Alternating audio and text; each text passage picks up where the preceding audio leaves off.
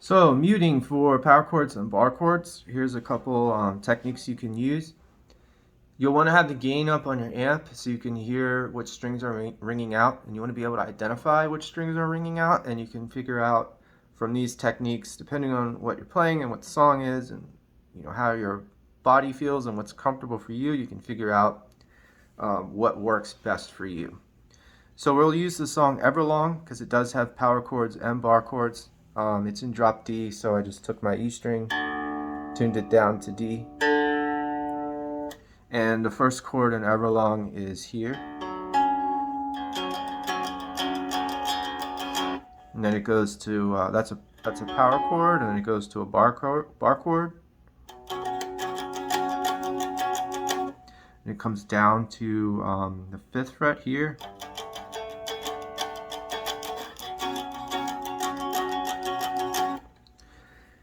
So that, I think, is a good starting point for us to talk about muting.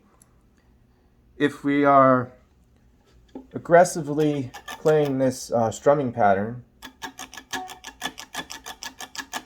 it's very hard to do that and not hit the G string or the B string if you're being really aggressive. So we want to try to mute that G string because it's not involved at all in the song. Instead of this, we end up with that, which sounds horrible because that G note is so dissonant to the key of the song. Now the easiest way to mute that G string is, I think, with our left hand, with our fretting hand. All we have to do is, instead of being dead on to the fret with the ring finger, we just angle it a little bit so that it's resting over the G string. Now we're muting that G string. And you can adjust the position on your finger where you're fretting the note. You might move it a little bit closer towards the G string. You can play with the angle of your wrist just by bringing your wrist back a little bit. You pull that index finger so that it's touching on the G string. That's the way I like to do it, is just with the angle of my wrist.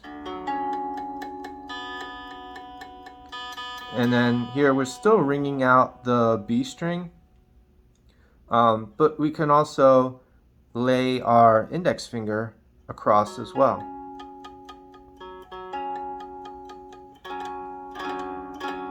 And here I'm only fretting the this A string, and I'm just gently laying my index finger over the other strings.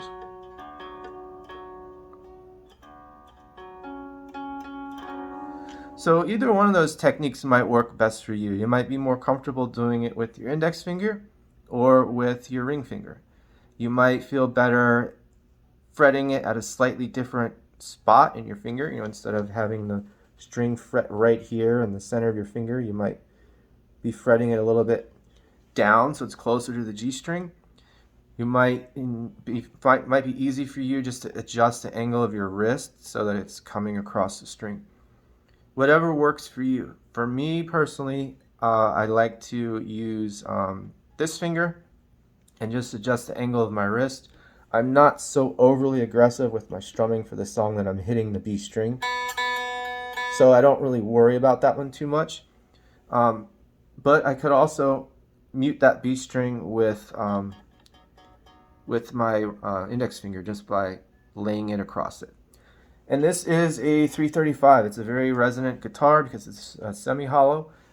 I might not even be hitting that B string, but because the whole guitar is vibrating, this B string could be ringing a little bit, even if I'm not hitting it.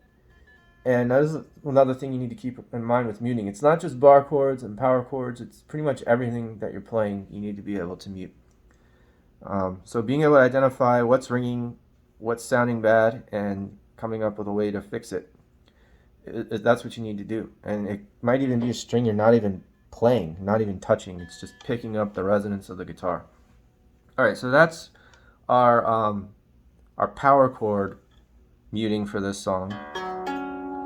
And as for this bar chord, where we're taking our index finger and barring because we need to play the A and the E. There's a couple techniques you can use. The easiest one, I think, is just to not bar the whole fretboard. Instead of that, we just angle our finger so we're only barring the first or the E and the A strings. Now I think that's the easiest way to do it, because if you're pressing down hard with that barred finger, the index finger, it's kind of hard to ask your other fingers to do very fine control, especially when you don't have finger independence and you're more of a beginner or intermediate. And you can't then ask this finger to be very gently resting on the other string while you're pressing so hard with this index finger. So I think for me, I like to change the angle of this index finger, so I'm only barring the strings that I want to ring out. But just like before, we can also involve this finger, the ring finger. The challenge with that is if you are too aggressive and you do end up pressing too hard, doesn't matter what you're doing up here with this index finger, it's gonna ring, right? Because it's further down the fretboard. So you got to be a little bit more careful there. And like I said, it's harder to do when you're trying to press so hard with that index finger. But some people might find it easier that way. So I'm just pointing that out. Now there's some other techniques we can use that I'll show with this song. The chorus of it is let's see, so it's trying to remember how the chorus goes.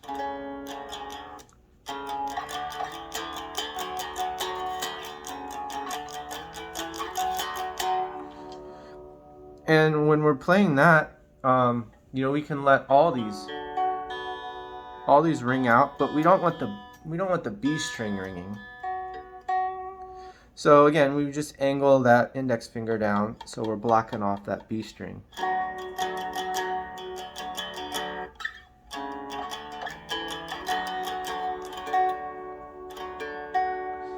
And if we're not careful when we're playing that portion of the song, we can end up angling this finger this way and deadening this string, the D string.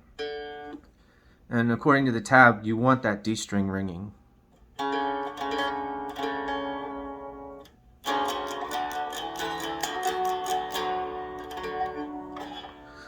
So you'll want to try to be, nice and high and straight with your index finger, so you're letting that D string ring out. But then with your ring finger, you'll want to angle it a little bit so that you can deaden the B string.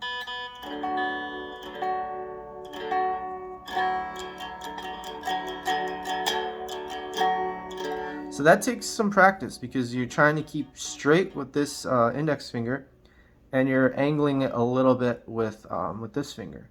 And if you use your whole wrist, you're just going to end up pulling both the index and the ring finger over and just muting this D string.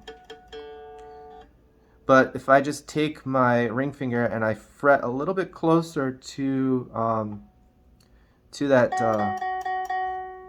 B string, I can deaden it and then still stay pretty high and straight with the A string. And if I did have to mute for whatever reason, if it's a different song, if I did have to mute this T string, I can angle that index finger and do it.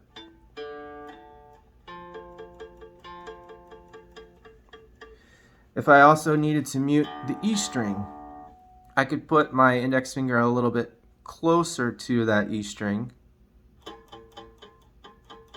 so it's touching it. So I'm still fretting, I'm fretting the A string, but I'm touching the E string because I'm kind of in an unorthodox position where I'm closer to the E string so I can silence it. And then the rest of my finger, I can lay it across the D string to mute that as well. So those are some different techniques you can use with your fretting hand for muting. And as for your picking hand, you can also mute with the picking hand. You can lay your fingers after the strings that you're playing, and you can rest your thumb on the strings before the ones you're playing. And then you just you're moving down across the strings as you play.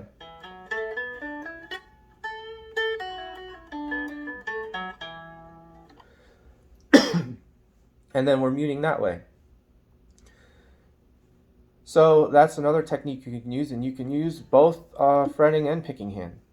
Some people like to mute more with the fretting hand, some people more with the picking hand. If you don't use a pick, you can lay your fingers over the strings you don't want to play, and you can get your Mark Knopfler thing on and mute what you don't want to ring out. So different ideas, different things you can try for different people, different styles, different body types, different songs. Find what works for you. Get your gain up on your amp, figure out what's ringing, and come up with the best way that you can find for you that deadens the string. And you might come up with ways that I didn't even think of, that no one else uses. Just find what works for you. That's the main thing.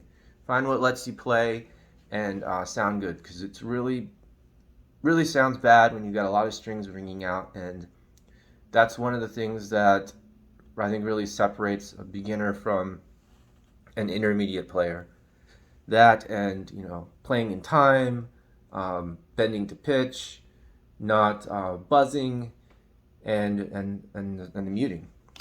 All right, I hope that was helpful for you.